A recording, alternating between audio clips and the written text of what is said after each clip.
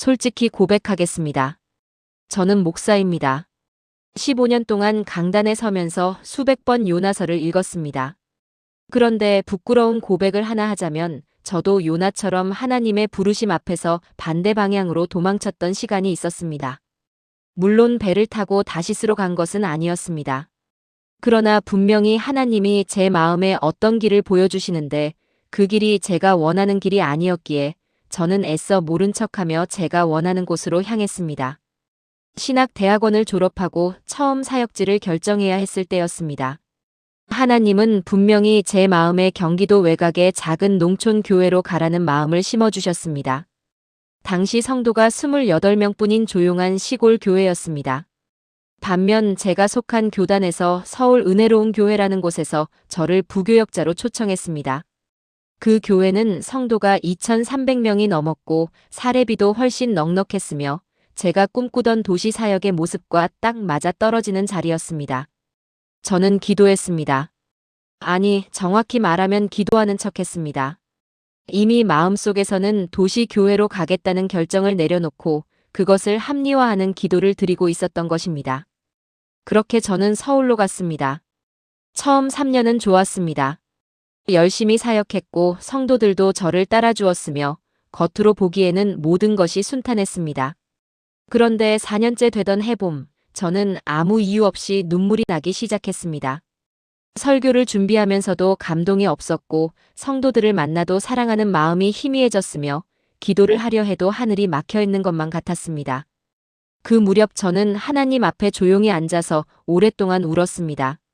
하나님, 제가 무엇을 잘못한 것입니까? 그때 제 마음에 분명하게 들려오는 음성이 있었습니다. 너는 내가 보낸 곳이 아닌 내가 원하는 곳으로 갔다. 그 순간 요나서가 제 마음에 떠올랐습니다. 사랑하는 여러분, 오늘 우리가 함께 펼칠 요나서는 성경 전체를 통틀어 가장 솔직하고 가장 인간적이며 가장 충격적인 예언서입니다. 하나님의 부르심을 받고도 정반대로 도망쳤던 한 선지자의 이야기. 그러나 동시에 도망치는 자를 끝까지 쫓아오시는 하나님의 놀라운 사랑 이야기. 요나서는 단 4장, 48절로 이루어진 아주 짧은 책입니다. 그러나 이 짧은 책 안에는 하나님의 부르심과 인간의 반역, 심판과 긍휼, 회개와 용서, 그리고 하나님의 끝없는 사랑이 빠짐없이 담겨 있습니다. 오늘 이 영상 하나면 요나서 전체가 한눈에 정리됩니다. 1장에서 4장까지 처음부터 끝까지 함께 가보겠습니다. 지금 혹시 하나님의 부르심 앞에서 도망치고 계신 분이 계십니까? 지금 혹시 물고기 뱃속 같은 어둡고 절망적인 상황에 갇혀 계신 분이 계십니까? 지금 혹시 니느웨 같은 곳으로 가라는 말씀이 너무나 두렵고 싫어서 귀를 막고 계신 분이 계십니까? 요나서가 바로 여러분을 위한 말씀입니다. 자, 지금부터 요나서로 함께 들어가 보겠습니다. 첫 번째, 하나님의 부르심, 그러나 반대 방향으로 도망치다. 요나서 1장 1절에서 3절. 여러분도 이런 경험 있으시지요? 하나님이 분명히 무언가를 말씀하시는 것 같은데 그 말씀에 순종하면 내 삶이 너무 불편해질 것 같아서 마음 깊은 곳에서 아닙니다. 저는 이 길이 싫습니다. 라고 속삭이던 순간 말입니다. 우리는 종종 믿음이 없어서 하나님께 순종하지 못한다고 생각합니다. 그러나 사실은 그렇지 않은 경우가 많습니다. 믿음이 없어서가 아니라 하나님의 뜻은 알겠는데 그 뜻이 내가 원하는 것과 다르기 때문에 도망치는 것입니다. 요나가 바로 그런 사람이었습니다. 요나서 1장 1절에서 3절까지 말씀합니다. 여호와의 말씀이 아미떼의 아들 요나에게 임하니라. 이르시되 너는 일어나 저 큰 성읍 니느웨로 가서 그것을 향하여 외치라. 그 악독이 내 앞에 상달하였음이니라 하시니라. 그런데 요나가 여호와의 낯을 피하여 다시스로 도망하려 하여 욥바로 내려가서 다시스로 가는 배를 만난지라. 여호와의 낯을 피하여 함께 배에 올라 다시스로 가려고 선가를 주었더라. 이 짧은 3구절 안에 요나서의 핵심적인 긴장이 모두 담겨 있습니다. 하나님은 요나에게 니느웨로 가라고 말씀하셨습니다. 그런데 요나는 다시스로 갔습니다. 니느웨는 오늘날 이라크 북부 모술 근처에 있던 아수르 제국의 수도였습니다. 당시 아수르는 이스라엘의 가장 강력하고 잔인한 적이었습니다. 아수르 군대의 잔혹함은 고대 근동 전체에서 악명이 높았습니다. 그들은 포로들의 눈을 뽑고 산채로 껍질을 벗기고 코와 귀를 잘라냈다는 기록이 있습니다. 요나는 이스라엘 사람이었습니다. 그에게 니느웨는 단순히 불편한 곳이 아니었습니다. 그것은 공포의 땅이었고 원수의 도시였으며 반드시 망해야 마땅한 곳이었습니다. 그런데 하나님이 그곳에 가서 회개를 외치라고 하셨습니다. 요나의 입장에서는 도저히 납득이 되지 않는 명령이었습니다. 반면 다시스는 오늘날 스페인 남부지방으로 추정됩니다. 니느웨가 이스라엘에서 동쪽으로 약 900km 떨어진 곳이라면 다시스는 정반대 방향인 서쪽으로 수천 킬로미터 떨어진 곳입니다. 요나는 말 그대로 하나님이 가라 하신 곳에서 가장 먼 반대 방향으로 도망쳤습니다. 그것도 이미 성곽까지 지불했습니다. 완전한 결심을 하고 출발한 것입니다. 이 모습이 오늘 우리와 얼마나 닮아 있습니까? 현실에 적용해보면 이렇습니다. 하나님이 화해하라고 하시는데 우리는 그 사람을 더 멀리합니다. 하나님이 용서하라고 하시는데 우리는 원망의 배를 타고 다시스로 향합니다. 하나님이 섬기라고 하시는데 우리는 편안한 자리로 도망합니다. 하나님이 내려놓으라고 하시는데 우리는 그것을 더 꼭 붙잡습니다. 그런데 여러분, 여기서 정말 중요한 것이 있습니다. 요나가 다시스로 가는 배를 만났다는 것입니다. 이것이 얼마나 무서운 구절인지 아십니까? 우리가 하나님의 뜻이 아닌 방향으로 도망칠 때 마침 거기에 배가 있습니다. 마침 성가도 내 형편에 맞습니다. 마침 모든 것이 술술 풀리는 것 같습니다. 그것이 하나님의 허락처럼 느껴집니다. 그러나 그것은 하나님의 허락이 아닙니다. 요나의 삶이 곧 보여주게 될 것입니다. 3년 전 제 교회에 김순자 권사님이라는 분이 계셨습니다. 72살 된 분이셨는데 오랫동안 큰 며느리와 심각한 갈등을 겪고 계셨습니다. 어느 날 예배 후에 저와 상담을 하시는데 그분이 이런 말씀을 하셨습니다. 목사님, 하나님이 화해하라고 하시는 것 같아요. 기도할 때마다 그 마음이 오는데 저는 못하겠어요. 그 아이가 저한테 한 짓을 생각하면 죽어도 못하겠어요. 저는 그분께 요나서를 펼쳐드렸습니다. 권사님, 요나도 똑같이 말했습니다. 하나님, 저는 못하겠습니다. 그 원수들에게 가서 복음을 전하라고요? 그들은 망해야 합니다. 권사님은 그날 한참 침묵하셨습니다. 그리고 2달 뒤 저는 그분에게서 연락을 받았습니다. 목사님, 며느리에게 먼저 전화했어요. 오래 울었어요. 둘이 같이 울었어요. 순종은 쉽지 않습니다. 요나도 알았습니다. 우리도 압니다. 그러나 분명히 말씀드립니다. 하나님이 가라 하신 곳에는 반드시 이유가 있습니다. 그 부르심을 외면할 때 우리는 폭풍 속으로 걸어 들어가게 됩니다. 사랑하는 여러분, 지금 저와 함께 이렇게 기도해 보시겠습니까? 하나님 아버지, 오늘 요나의 모습에서 저 자신을 봅니다. 저도 하나님의 부르심을 알면서도 다시스로 향했던 날들이 있었음을 고백합니다. 주님이 가라 하신 곳을 피하여 제가 편한 곳으로 선가를 지불하고 배에 올랐던 저의 모습을 용서하여 주옵소서. 지금 이 순간 주님의 부르심 앞에 다시 서게 하소서. 주님의 음성을 듣고 순종할 수 있는 용기를 주옵소서. 예수님의 이름으로 기도합니다. 아멘. 하나님의 부르심은 언제나 먼저 옵니다. 그 부르심에 어떻게 반응하느냐가 우리 삶의 방향을 결정합니다. 이제 2번째로 넘어가겠습니다. 2번째 폭풍 속에서 잠든 요나와 깨어있는 이방인들 요나서 1장 4절에서 16절.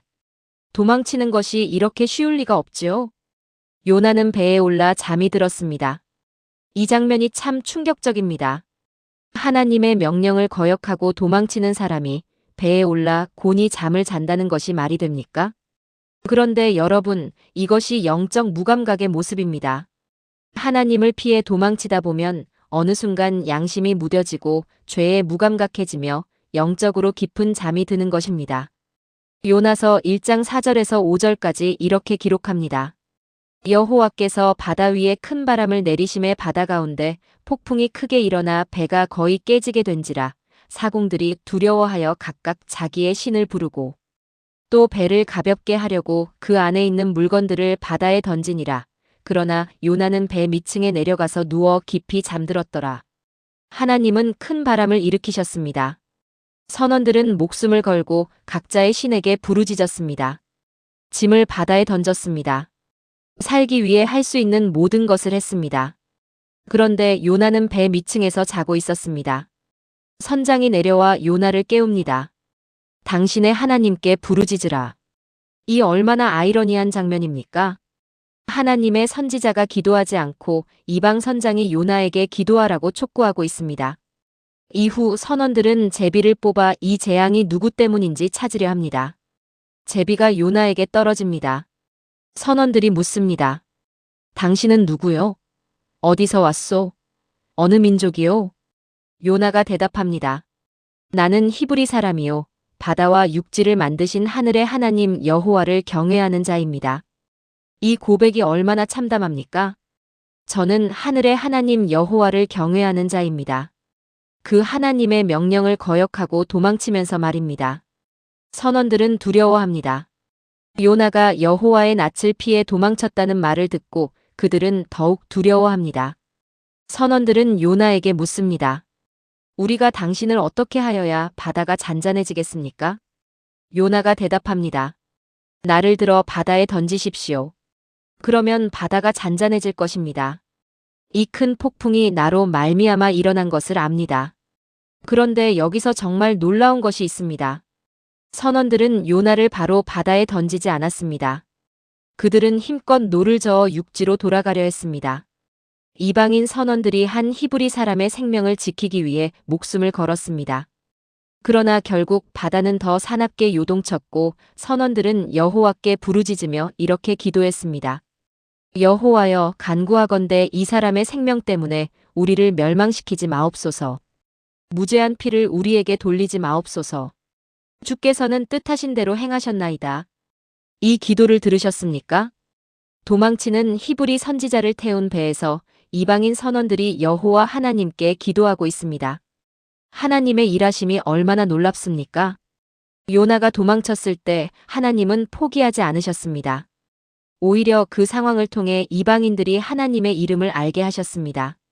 요나를 바다에 던지자 바다가 잔잔해졌습니다. 그러자 선원들이 크게 여호와를 경외하며 여호와께 희생 제사를 드리고 서원했습니다. 이 장면에서 제가 주목하고 싶은 것이 있습니다. 하나님의 도구는 어디에나 있다는 것입니다. 요나가 실패했을 때 이방인 선원들이 하나님을 경외하는 자들이 되었습니다. 2년 전 제가 알고 있는 박성민 집사님이라는 분이 계셨습니다. 55살의 남성이셨는데 20년간 몸담았던 회사에서 갑작스럽게 구조조정을 당하셨습니다. 그분은 하나님이 저를 버리셨습니다라고 했습니다. 이렇게 충성스럽게 살아왔는데 왜 저에게 이런 폭풍이 옵니까? 저는 그분께 이 장면을 들려드렸습니다. 집사님, 폭풍이 왔다는 것은 하나님이 버리신 것이 아닙니다. 폭풍은 때로 하나님이 방향을 바꾸시는 신호입니다. 그분은 반신반의하며 돌아가셨습니다. 그런데 6개월 뒤 그분은 전혀 예상하지 못했던 새로운 길로 접어들었습니다. 사회적 기업을 창업하셔서 취약계층을 돕는 일을 시작하신 것입니다. 그분이 제게 말씀하셨습니다. 목사님, 그 폭풍이 없었으면 저는 절대로 이 길을 걷지 않았을 것입니다. 하나님이 저를 여기로 보내시려고 그 폭풍을 일으키셨더군요. 여러분, 지금 폭풍 속에 있으십니까? 그 폭풍이 하나님의 버림이 아닐 수 있습니다. 그 폭풍이 하나님의 방향 전환 신호일 수 있습니다. 사랑하는 여러분, 지금 저와 함께 이렇게 기도해 보시겠습니까? 사랑의 주님, 지금 제 삶에 폭풍이 있습니다. 두렵고 힘들고 어떻게 해야 할지 모르겠습니다. 그러나 이 폭풍 가운데서도 주님이 일하고 계심을 믿습니다. 요나를 태운 배의 이방인 선원들도 결국 주님의 이름을 부르게 되었습니다. 저의 폭풍도 주님의 손안에 있음을 믿습니다. 이 폭풍을 통해 주님의 뜻을 깨닫게 하소서. 예수님의 이름으로 기도합니다. 아멘. 폭풍은 끝이 아닙니다. 폭풍은 시작입니다. 이제 3번째로 넘어가겠습니다. 3번째, 바다에 던져진 요나. 큰 물고기가 삼키다. 요나서 1장 17절. 물에 던져졌습니다. 차가운 바닷물이 몸을 감쌉니다. 파도가 머리 위를 덮습니다. 숨이 막힙니다. 눈앞이 어두워집니다.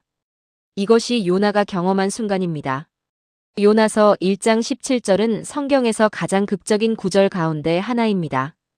여호와께서 이미 큰 물고기를 예비하사 요나를 삼키게 하셨으므로 요나가 밤낮 3일을 물고기 뱃속에 있으니라. 여기서 정말 중요한 단어에 주목하십시오. 이미 예비하사. 요나가 배에 타기도 전에 하나님은 이미 큰 물고기를 준비해 두셨다는 것입니다. 이것이 하나님의 섭리입니다. 요나의 실수가 하나님을 놀라게 하지 않았습니다. 요나의 도망이 하나님의 계획을 무너뜨리지 않았습니다. 하나님은 이미 다 알고 계셨고 이미 다 준비해 놓으셨습니다. 많은 분들이 요나를 삼킨 것이 고래였다고 생각하십니다. 성경은 그냥 큰 물고기라고 기록했습니다. 히브리어로는 다그 가돌, 헬라어로는 케토스 메가스, 큰 바다 생물입니다. 고래였는지 상어였는지 아니면 우리가 알지 못하는 다른 바다 생물이었는지는 알 수 없습니다. 중요한 것은 그것이 무엇이든 간에 하나님이 준비해 두신 것이라는 사실입니다. 밤낮 3일을 물고기 뱃속에서 보냈다고 합니다. 3일이라는 숫자는 성경에서 매우 의미 깊은 숫자입니다. 예수님도 3일 만에 부활하셨습니다. 실제로 예수님은 마태복음 12장 40절에서 이렇게 말씀하셨습니다. 요나가 밤낮 3일을 큰 물고기 뱃속에 있었던 것 같이 인자도 밤낮 3일을 땅 속에 있으리라. 요나서는 단순한 이야기가 아닙니다. 요나의 3일은 예수님의 죽음과 부활을 예표하는 사건입니다. 물고기 뱃속은 어떤 곳이었을까요? 빛이 없는 곳이었습니다. 악취가 진동했을 것입니다. 산소가 부족했을 것입니다. 요나는 거기서 무엇을 했을까요? 살아있다는 것 자체가 기적이었습니다. 그런데 여러분, 바로 이 물고기 뱃속에서 요나의 가장 아름다운 기도가 터져나옵니다. 이것이 하나님의 방법입니다. 우리가 가장 깊은 어둠 속에 있을 때, 가장 절망적인 상황에 처했을 때, 그때 비로소 우리는 하나님을 향해 진짜로 부르짖게 됩니다. 거제도에 사시는 오복순 권사님이라는 분이 계셨습니다. 68살 되시던 해에 유방암 3기 진단을 받으셨습니다. 그분이 나중에 간증하시면서 이런 말씀을 하셨습니다. 병원에서 암 진단을 받던 순간이 제 인생에서 물고기 뱃속 같았어요. 완전히 삼켜진 것 같았어요. 빛도 없고 출구도 없고 숨조차 막히는 것 같았어요. 그러나 그분이 이어서 하신 말씀이 있습니다. 그런데 바로 그 물고기 뱃속에서 저는 하나님을 처음으로 정말 만났어요. 50년 교회 다니면서 한 번도 경험하지 못한 하나님의 임재를 그 어둠 속에서 만났어요. 오복순 권사님은 2년간의 항암 치료를 받으시면서 요나서를 수백 번 읽으셨습니다. 그리고 지금은 암이 완전히 나아서 같은 병동에서 투병 중인 환자들에게 요나서를 전하며 다니고 계십니다. 물고기 뱃속은 끝이 아닙니다. 하나님이 이미 준비해 두신 구원의 공간입니다. 사랑하는 여러분, 지금 저와 함께 기도해 보시겠습니까? 전능하신 하나님, 지금 제 상황이 요나처럼 물고기 뱃속 같습니다. 사방이 막혀 있고 빛도 없고 출구가 보이지 않습니다. 그러나 주님은 이 어둠보다 크신 분이십니다. 요나가 물고기 뱃속에서 3일을 보낸 것이 끝이 아니었듯이 제가 지금 처한 이 상황도 끝이 아님을 믿습니다. 주님은 이미 저의 구원을 예비해 두셨음을 믿습니다. 이 어둠 속에서 주님의 음성을 듣게 하소서. 예수님의 이름으로 기도합니다. 아멘. 물고기 뱃속에서 요나에게 무슨 일이 일어났는지 이제 네 번째에서 함께 나누겠습니다. 네 번째 물고기 뱃속에서 드린 기도, 가장 아름다운 회개 요나서 2장 1절에서 10절. 여러분, 기도가 막혀서 답답하신 적 있으십니까? 아무리 기도해도 하늘이 닫힌 것 같고 내 기도가 공기 중에 흩어져 버리는 것 같다는 느낌 말입니다. 요나는 바로 그런 사람이었습니다. 하나님을 피해 도망쳤고 배 안에서 잠든 사람이었습니다. 그런데 물고기 뱃속에서 그가 드린 기도를 들어보십시오. 요나서 2장 1절에서 2절까지 말씀합니다. 요나가 물고기 뱃속에서 그의 하나님 여호와께 기도하여 이르되 내가 받는 고난으로 말미암아 여호와께 불렀더니 주께서 내게 대답하셨고 내가 수올의 뱃속에서 부르짖었더니 주께서 내 목소리를 들으셨나이다. 이 기도의 특징이 무엇인지 아십니까? 요나는 물고기 뱃속에서 하나님께 자신의 상황을 설명하지 않았습니다. 불평하지도 않았습니다. 왜 저를 이런 상황에 두십니까? 라고 따지지도 않았습니다. 그는 오직 하나님을 찬양하고 감사했습니다. 2장 전체에 걸쳐 요나는 계속 과거형으로 기도합니다. 주께서 나를 깊은 곳에 던지셨습니다. 물결이 나를 둘렀습니다. 그러나 내가 여호와의 성전을 바라보았습니다. 요나는 아직 물고기 뱃속에 있는데 마치 이미 구원받은 것처럼 감사하고 있습니다. 이것이 진짜 믿음의 기도입니다. 상황이 바뀌지 않았는데 감사하는 기도. 출구가 보이지 않는데 구원을 선포하는 기도. 요나의 기도는 2장 9절에서 절정에 이릅니다. 나는 감사하는 목소리로 주께 제사를 드리며 나의 서원을 주께 갚겠나이다. 구원은 여호와께 속하였나이다. 구원은 여호와께 속하였나이다. 이것이 요나서의 핵심 메시지입니다. 구원은 내 힘으로, 내 의지로, 내 노력으로 이루어지는 것이 아닙니다. 구원은 오직 하나님께 속하였습니다. 요나가 이 고백을 드리자 10절에서 무슨 일이 일어났습니까? 여호와께서 그 물고기에게 명령하시니 요나를 육지에 토하니라. 물고기에게 명령하셨습니다. 하나님은 물고기에게도 명령하실 수 있는 분이십니다. 여러분의 상황에도 명령하실 수 있는 분이십니다. 여러분을 가두고 있는 그 상황에도 하나님은 토하라고 명령하실 수 있습니다. 이것이 기도의 능력입니다. 청주에 사시는 이미경 권사님이라는 분이 계셨습니다. 65살의 남편이 갑작스럽게 뇌졸중으로 쓰러지셨습니다. 병원에서는 회생 가능성이 10% 미만이라고 했습니다. 이미경 권사님은 남편 곁에서 밤새 울며 기도하셨습니다. 처음 3일은 하나님, 왜 이러십니까? 라고 따지는 기도였습니다. 4일째 되던 날 새벽, 그분은 요나서 2장을 읽으셨습니다. 그리고 기도가 바뀌었습니다. 하나님, 제 남편이 지금 물고기 뱃속에 있습니다. 그러나 구원은 여호와께 속하였습니다.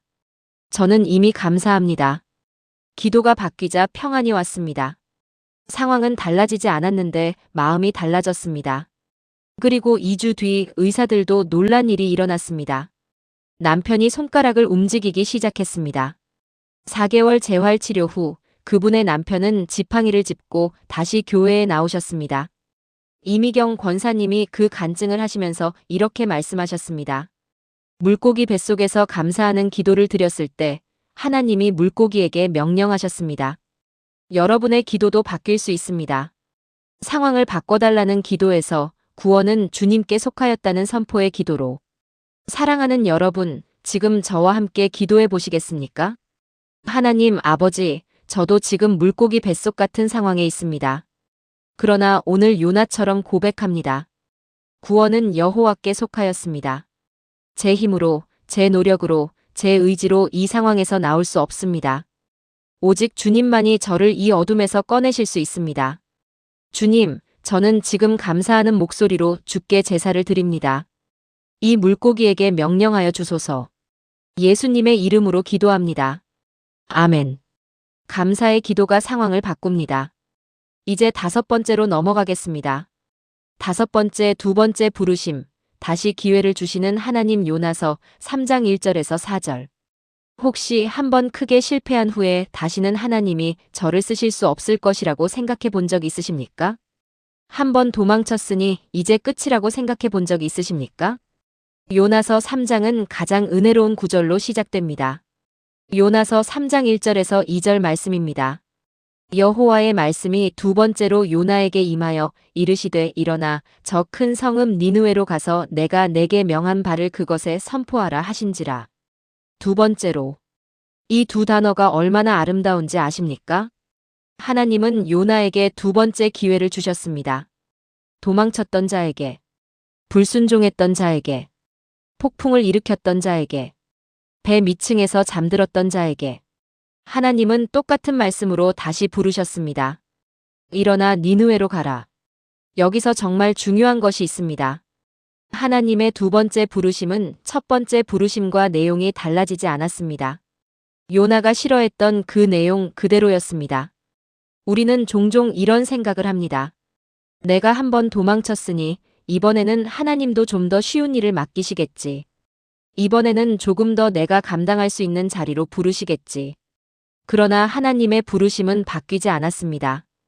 요나서 3장 3절을 보면 이번에는 요나가 어떻게 했는지 기록합니다.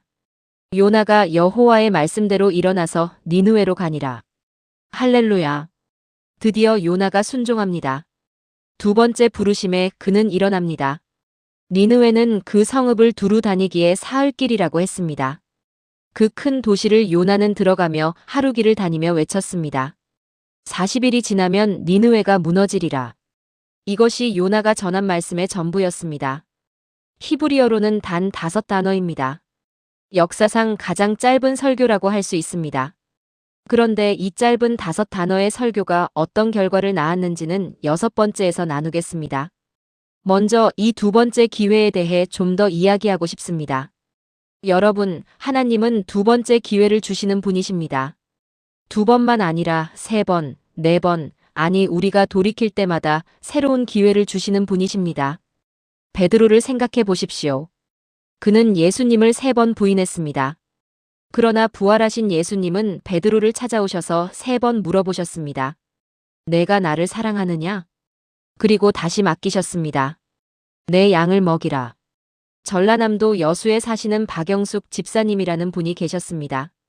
64살의 여성이셨는데 젊은 시절 남편과의 갈등으로 교회를 떠나셨다가 30년 만에 다시 교회로 돌아오셨습니다. 그분이 처음 교회 문을 두드리며 저에게 하셨던 말씀이 기억납니다. 목사님, 저같이 도망쳤다가 30년 만에 돌아온 사람도 받아주실까요? 저는 그 자리에서 요나서 3장 1절을 읽어드렸습니다. 여호와의 말씀이 두 번째로 요나에게 임하여. 집사님, 하나님은 두 번째 기회를 주십니다. 30년이 지났어도 말씀입니다. 그분은 한동안 말을 잇지 못하셨습니다. 눈물이 볼을 타고 흘러내렸습니다. 그분은 지금 제 교회에서 가장 열심히 전도하시는 분 가운데 한 분이 되셨습니다. 한 달에 5명, 6명씩 새 신자를 데리고 오십니다. 30년을 낭비했으니 나머지 시간만큼은 열심히 해야지요라고 하시면서 여러분, 지금 도망쳤다가 돌아오고 싶은 마음이 있으십니까? 두 번째로라는 말씀이 여러분을 위한 말씀입니다. 사랑하는 여러분, 지금 저와 함께 기도해 보시겠습니까? 사랑하는 하나님, 오늘 저에게 두 번째 기회를 주셔서 감사합니다. 저도 요나처럼 도망쳤던 날들이 있었음을 고백합니다. 그러나 주님은 포기하지 않으시고 다시 부르셨습니다. 이번에는 요나처럼 여호와의 말씀대로 일어나서 순종하겠습니다. 주님이 가라 하신 곳으로 가겠습니다. 주님이 하라 하신 것을 하겠습니다. 두 번째 기회를 허락하신 은혜에 감사드립니다. 예수님의 이름으로 기도합니다. 아멘. 두 번째 기회는 항상 옵니다. 중요한 것은 그 기회 앞에서 일어나는 것입니다. 이제 6번째로 넘어가겠습니다. 6번째 역사상 가장 위대한 회개, 니느웨가 돌이키다 요나서 3장 5절에서 10절. 세상에서 가장 악한 도시가 회개한다면 어떤 일이 일어날까요? 철천지 원수가 용서를 구한다면 하나님은 어떻게 하실까요?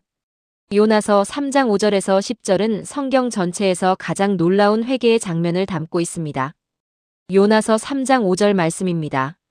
니느웨 사람들이 하나님을 믿고 금식을 선포하고 높고 낮은 자를 막론하고 굵은 베옷을 입은지라. 5단어짜리 설교에 니느웨 전체가 흔들렸습니다. 니느웨의 왕도 왕좌에서 내려왔습니다. 왕복을 벗고 굵은 베옷을 입었습니다. 재에 앉았습니다. 그리고 온 성에 이런 명령을 내렸습니다. 사람이나 짐승이나 소떼나 양떼나 아무것도 입에 대지 말지니 먹지도 말고 물도 마시지 말지어다. 사람이든지 짐승이든지 다 굵은 베옷을 입고 힘써 하나님께 부르짖을 것이며 각기 악한 길과 손으로 행한 강포에서 떠날 것이라. 짐승들까지 금식하라는 명령이었습니다. 이것이 얼마나 전례 없는 일입니까? 이방 나라의 왕이 왕좌에서 내려와 재에 앉아 자기 백성에게 회개를 명령하고 있습니다. 그리고 요나서 3장 10절에서 하나님의 반응이 기록됩니다. 하나님이 그들이 행한 것 곧 그 악한 길에서 돌이켜 떠난 것을 보시고 하나님이 뜻을 돌이키사 그들에게 내리리라고 말씀하신 재앙을 내리지 아니하시니라. 하나님이 뜻을 돌이키셨습니다. 이 구절이 하나님에 대해 무엇을 말해줍니까? 하나님은 심판을 원하시는 분이 아니십니다. 하나님은 회개하는 자에게 기꺼이 뜻을 돌이키시는 분이십니다. 니느웨가 얼마나 큰 도시였는지 생각해 보십시오. 요나서 4장 11절에 보면 니느웨에는 좌우를 분별하지 못하는 자, 즉 어린 아이가 12만 명이 넘었다고 합니다. 전체 인구를 추산하면 수십만에서 100만 명에 이르렀을 것입니다. 그 도시 전체가 회개했습니다. 이것이 하나님의 놀라운 역사입니다. 그런데 여러분, 이 장면에서 또 한 가지 놀라운 것이 있습니다. 요나는 5단어짜리 설교를 했습니다. 그는 40일이 지나면 니느웨가 무너질 것이라고만 했습니다. 그는 회개하면 살 수 있다고 말하지 않았습니다. 그는 하나님의 긍휼에 대해 선포하지 않았습니다. 그저 심판을 선언했을 뿐입니다. 그런데 그 심판의 선언이 회개를 이끌어냈습니다. 왜 그럴까요? 하나님의 말씀에는 능력이 있기 때문입니다. 설교자의 유창함이 사람을 바꾸는 것이 아닙니다. 설교자의 박식함이 사람을 변화시키는 것이 아닙니다. 하나님의 말씀 자체에 능력이 있습니다. 요나는 심지어 니느웨가 회개하기를 원하지도 않았습니다. 그러나 하나님의 말씀은 요나의 마음과 상관없이 역사했습니다. 이것이 얼마나 위로가 됩니까? 우리는 완벽한 전달자가 되지 않아도 됩니다. 우리는 완전한 믿음을 가진 설교자가 되지 않아도 됩니다. 하나님의 말씀을 전하기만 하면 하나님이 역사하십니다. 대전에 사시는 최정의 집사님이라는 분이 계셨습니다. 67살에 처음 교회를 나오기 시작하셨습니다. 평생 무교로 사셨던 분이셨는데 딸이 매주 전화해서 성경 구절 하나씩을 읽어줬다고 합니다. 딸은 특별히 잘 설명하지도 않았습니다. 그냥 전화해서 엄마, 오늘은 이 말씀이야. 들어봐 하고 읽어줬다고 합니다. 6개월간 딸이 전화해서 읽어준 성경 구절들을 들으면서 최정의 집사님은 어느 날 갑자기 나도 교회 가봐야겠다는 마음이 들었다고 하셨습니다. 처음 교회 문을 들어서는 날 딸에게 이런 말씀을 하셨다고 합니다. 내가 읽어준 말씀들이 내 안에서 계속 울렸어. 무슨 뜻인지 다 알지 못했는데 그냥 가슴이 뭉클했어. 하나님의 말씀에는 능력이 있습니다. 설명이 부족해도 전달이 서툴러도 말씀 자체가 역사합니다. 니느웨가 그것을 증명했습니다. 사랑하는 여러분, 지금 저와 함께 기도해 보시겠습니까? 주님, 요나의 5단어짜리 설교에 니느웨 전체가 흔들렸습니다. 주님의 말씀에는 능력이 있음을 믿습니다. 지금 제 주변에 아직 주님을 알지 못하는 가족이 있습니다. 이웃이 있습니다. 친구가 있습니다. 제가 완벽하게 전달하지 못하더라도 주님의 말씀이 그들의 마음을 흔들어 주옵소서. 회개하는 자에게 뜻을 돌이키신 하나님의 긍휼을 그들도 경험하게 하소서.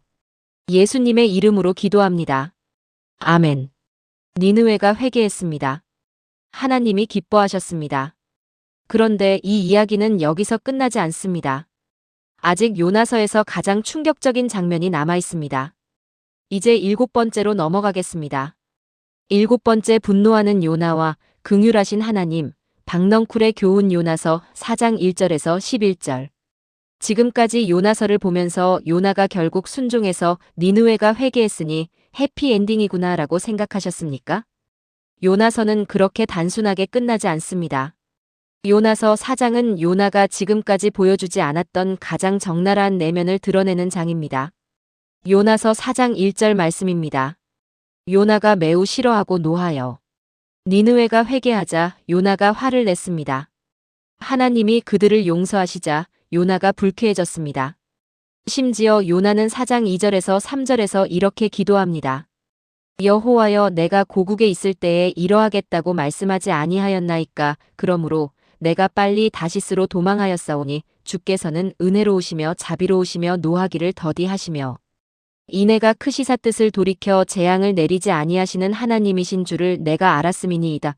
여호와여, 원하건대 이제 내 생명을 내게서 거두어 가소서. 사는 것보다 죽는 것이 내게 나으니이다. 이 기도가 충격적이지 않습니까? 요나는 하나님이 은혜로우시고 자비로우시다는 것을 알았습니다. 그것이 싫었습니다. 원수들이 용서받는 것이 싫었습니다. 그래서 처음부터 도망쳤던 것이었습니다. 요나는 노골적으로 말합니다. 차라리 죽는 것이 낫겠습니다. 하나님이 물으십니다. 너의 성냄이 오르냐? 요나는 대답하지 않습니다. 그는 성읍 동쪽으로 나가서 초막을 짓고 니느웨에 무슨 일이 일어나나 지켜봤습니다. 혹시 하나님이 마음을 바꾸셔서 니느웨를 멸망시키실까 하는 기대를 가지고.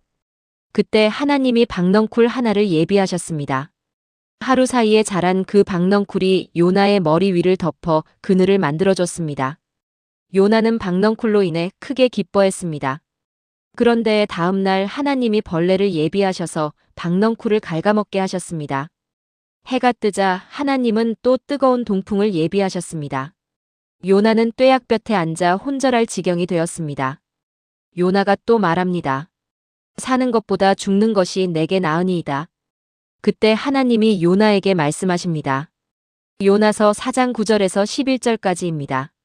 하나님이 요나에게 이르시되 내가 이 박넝쿨로 말미암아 성내는 것이 어찌 옳으냐 하시니 그가 대답하되 내가 성내어 죽기까지 할지라도 옳으니이다 하니라. 여호와께서 이르시되 내가 수고도 아니하였고 배양도 아니하였고 하룻밤에 났다가 하룻밤에 망한 이 박넝쿨을 아꼈거든. 하물며 이 큰 성읍 니느웨에는 좌우를 분변하지 못하는 자가 12만여 명이요 가축도 많이 있나니 내가 어찌 아끼지 아니하겠느냐 하시니라. 이것이 요나서의 마지막 구절입니다. 성경에서 가장 여운이 깊은 마지막 구절 가운데 하나입니다. 요나는 박넝쿨 하나에 기뻐했다가 그것이 사라지자 크게 화를 냈습니다. 그것은 그가 심지도 않고 키우지도 않은 것이었습니다. 하룻밤 사이에 났다가 하룻밤 사이에 망한 것이었습니다. 그런데 하나님은 말씀하십니다. 그 박넝쿨 하나도 요나가 아꼈다면 12만 명이 넘는 니느웨 사람들, 하나님이 만드신 사람들을 하나님이 어찌 아끼지 않겠냐고. 이 질문이 요나서의 마지막 질문입니다. 그리고 이 질문은 오늘 우리 모두에게 향해 있습니다. 여러분, 우리는 우리가 좋아하는 사람들만 하나님이 구원하시기를 원하지 않습니까? 우리가 이해하는 사람들만 하나님이 용서하시기를 바라지 않습니까? 우리를 힘들게 했던 사람들이 하나님의 은혜를 받는 것이 불공평하게 느껴지지는 않습니까? 요나의 분노는 우리 안에도 있습니다. 그러나 하나님의 긍휼은 우리의 이해를 초월합니다. 그것이 은혜입니다. 우리가 자격 없는 자들을 향해 하나님이 손을 내미시는 것. 우리도 사실 그 자격 없는 자들 가운데 있었습니다. 전주에 사시는 윤경옥 집사님이라는 분이 계셨습니다. 71살이셨는데 수십 년 동안 남편에게 심한 가정폭력을 당하며 살아오셨습니다. 남편은 60대 중반에 갑자기 뇌경색으로 쓰러져 반신마비가 되었습니다. 집사님은 제게 이런 말씀을 하셨습니다. 목사님, 솔직히 남편이 쓰러졌을 때 조금 시원했어요. 하나님이 심판하셨구나 싶었어요. 그런데 그분이 이어서 하신 말씀이 있습니다. 그런데 하나님이 계속 마음에 말씀하시는 거예요. 저 사람도 내가 만든 사람이다. 저 사람의 영혼도 내가 아끼는 영혼이다. 집사님은 1년 동안 그 마음과 싸우셨다고 합니다. 요나처럼. 그리고 결국 남편을 간호하기로 결심하셨습니다. 요나서 4장을 읽으시면서 그분이 남편을 씻겨주고 먹여주고 기도해주면서 어느 날 남편이 처음으로 눈물을 흘리며 미안해라는 말을 했다고 합니다. 집사님은 그 순간 니느웨 왕이 굵은 베옷을 입고 제에 앉은 장면이 생각났다고 하셨습니다. 그 말 한마디에 수십 년이 녹아내렸어요. 하나님은 우리가 원수라고 생각하는 사람도 아끼십니다. 그것이 우리를 불편하게 만들 수 있습니다. 그러나 그것이 하나님의 긍휼의 크기입니다. 사랑하는 여러분, 지금 저와 함께 기도해 보시겠습니까? 전능하신 하나님, 저도 요나처럼 누군가가 하나님의 은혜를 받는 것에 불편했던 마음이 있었음을 고백합니다. 그 사람은 자격이 없다고 생각했던 마음을 용서하여 주소서. 주님은 박넝쿨 하나도 아끼시듯이 이 세상의 모든 영혼을 아끼십니다. 그 긍휼의 크기를 제 마음에도 부어주소서. 제가 미워했던 사람, 원망했던 사람, 용서하기 싫었던 사람을 주님의 눈으로 바라볼 수 있는 마음을 주소서. 하나님의 긍휼이 제 안에서도 흘러넘치게 하소서. 예수님의 이름으로 기도합니다. 아멘. 요나서 4장, 그리고 요나서 전체가 이 질문으로 끝납니다. 내가 어찌 아끼지 아니하겠느냐? 이 질문은 오늘도 우리에게 울립니다. 지금까지 나눈 요나서의 7가지 흐름을 하나의 기도로 함께 드리겠습니다. 함께 기도하시겠습니까? 전능하신 하나님 아버지, 오늘 요나서를 통해 주신 말씀에 감사드립니다. 저의 도망, 저의 완고함, 저의 분노까지도 하나님의 손 안에 있음을 알았습니다. 첫째로 주님은 저를 부르십니다. 그 부르심이 두렵고 불편할 때에도 요나처럼 도망치지 않고 순종하게 하소서. 둘째로 삶의 폭풍 속에서도 주님이 일하고 계심을 믿습니다. 그 폭풍이 방향을 바꾸시는 주님의 손길임을 깨닫게 하소서. 셋째로 물고기 뱃속 같은 어둠 속에서도 포기하지 않겠습니다. 구원은 여호와께 속하였습니다. 넷째로 주님은 저를 그 어둠에서 꺼내시는 분이십니다. 저의 기도를 들으시고 저의 물고기에게 명령하여 주소서. 다섯째로 도망쳤던 저에게 2번째 기회를 주심을 감사드립니다. 이번에는 여호와의 말씀대로 일어나 순종하겠습니다. 여섯째로 하나님의 말씀에는 능력이 있습니다. 제가 전하는 짧은 말씀 한마디도 주님이 사용하셔서 주변의 니느웨들을 흔들어 주소서. 일곱째로 제가 아끼지 않은 사람들도 주님은 아끼십니다. 저의 좁은 긍휼을 넓혀주시고 주님의 크신 긍휼로 살아가게 하소서. 요나서의 마지막 질문이 오늘 제 마음에 울립니다. 내가 어찌 아끼지 아니하겠느냐? 이 하나님의 긍휼 안에 저를 두소서. 이 하나님의 사랑 안에 저와 제 가족을 두소서. 도망치는 자를 끝까지 쫓아오시는 주님, 찬양합니다. 실패한 자에게 2번째 기회를 주시는 주님, 감사드립니다. 원수들도 아끼시는 주님, 경배합니다. 살아계신 예수 그리스도의 이름으로 기도합니다. 아멘. 지금까지 요나서 1장에서 4장까지 전체를 함께 정리해 보았습니다. 오늘 우리가 함께 나눈 7가지를 간단히 다시 기억해 보겠습니다. 첫 번째, 하나님의 부르심 앞에서 요나는 도망쳤습니다. 그러나 하나님은 포기하지 않으셨습니다. 두 번째, 폭풍 속에서 이방인 선원들이 여호와의 이름을 배웠습니다. 하나님의 도구는 어디에나 있습니다. 세 번째, 물고기 뱃속은 끝이 아니었습니다. 하나님이 이미 예비해 두신 구원의 공간이었습니다. 네 번째, 물고기 뱃속에서 요나는 가장 아름다운 기도를 드렸습니다. 구원은 여호와께 속하였습니다. 다섯 번째, 하나님은 2번째 기회를 주셨습니다. 도망쳤던 자에게, 실패했던 자에게 다시 부르셨습니다. 여섯 번째, 5단어짜리 설교에 니느웨 전체가 회개했습니다. 하나님의 말씀에는 능력이 있습니다. 일곱 번째, 요나는 분노했지만 하나님은 긍휼히 여기셨습니다. 하나님의 사랑은 우리의 이해를 초월합니다.